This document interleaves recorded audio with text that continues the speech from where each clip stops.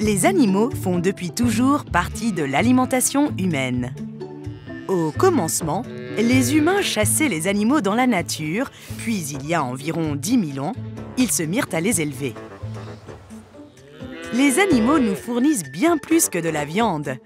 Ils nous donnent du lait, des œufs, ainsi que d'autres produits comme le cuir et du fumier pour fertiliser les sols. Et avant le développement des machines agricoles, les animaux représentaient une force de travail importante.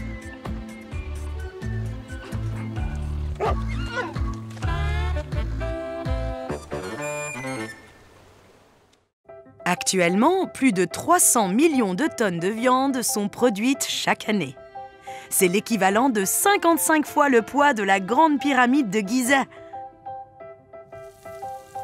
Cette viande est surtout consommée dans les pays industrialisés plus riches. Mais elle est de plus en plus demandée également dans les pays en développement. Pour faire face à cette demande, nous devons changer notre manière de produire la viande. La société se préoccupe du bien-être des animaux et s'inquiète de la manière dont ils sont traités dans les exploitations d'élevage intensif.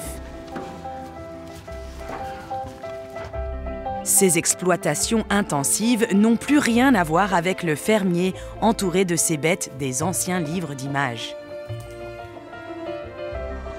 L'élevage de volailles, en particulier de poulets, est la forme d'élevage qui connaît la croissance la plus rapide.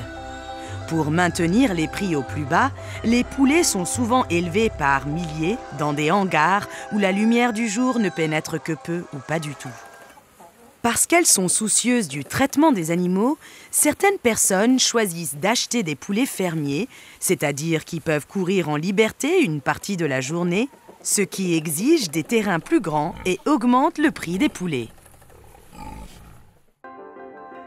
Contrairement aux animaux d'élevage, les poissons doivent pour la plupart encore être pêchés dans les rivières et les océans. La pêche fut l'une des premières formes de chasse. Il y a des milliers d'années, le poisson était attrapé ou piégé dans les rivières ou les lacs avoisinants.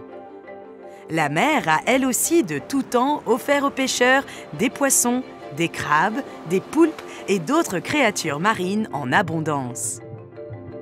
Les bateaux à voile ont progressivement été remplacés au XIXe siècle par des bateaux à vapeur et le commerce de la pêche n'a cessé de s'intensifier depuis.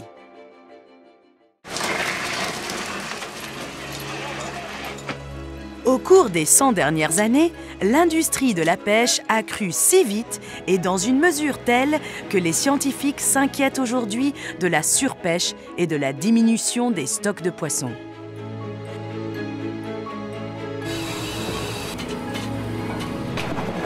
L'utilisation de larges filets à de grandes profondeurs permet d'attraper non seulement des poissons adultes, mais aussi des jeunes poissons, ce qui signifie que les nouvelles générations de poissons marins disparaissent peu à peu.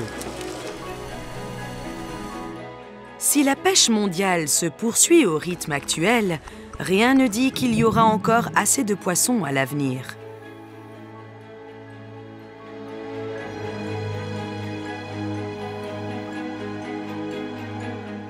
Alors que nous consommons de plus en plus de viande, nous devons trouver des méthodes d'élevage plus adéquates et traiter les animaux avec respect.